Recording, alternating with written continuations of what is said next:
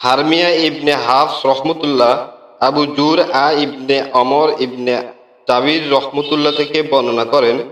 তিনি বলেন, আমি হযরত আবু হুরায়রা রাদিয়াল্লাহকে রাসূলুল্লাহ সাল্লাল্লাহু আলাইহি সাল্লাম থেকে বর্ণনা করতে শুনেছি যে তিনি ইরশাদ করেন, যে ব্যক্তি আল্লাহর রাস্তায় বের হয়, যদি সে শুধু আল্লাহর উপর ঈমান এবং তার রাসূলগণের প্রতি বিশ্বাসের কারণে বের হয়ে থাকে, তবে আল্লাহ তাআলা ঘোষণা দেন যে আমি তাকে ঘরে ফিরিয়ে আনবো তার সওয়াব বা গনিমত সহ, কিংবা তাকে জান্নাতে দাখিল করব। আর আমার উম্মতের উপর কষ্টদায়ক হবে বলে যদি মনে না করতাম, তবে কোনো সেনা দলের সাথে না গিয়ে বসে থাকতাম না।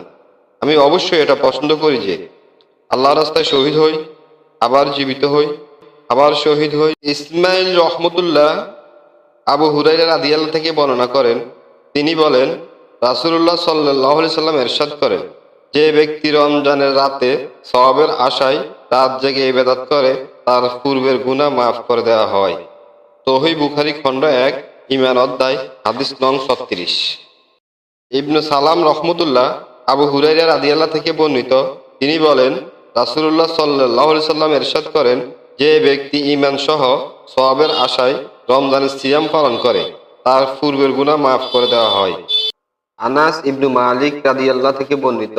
তিনি বলেন, রাসূলুল্লাহ সাল্লাল্লাহু আলাইহি ওয়াসাল্লাম যখন পায়খানায় প্রবেশ করতেন আমাদের বর্ণনা মতে, তখন তিনি বলতেন, আল্লাহুম্মা ইন্নী আউযু বিকা, হে আল্লাহ, আমি আপনার কাছে আশ্রয় প্রার্থনা করছি।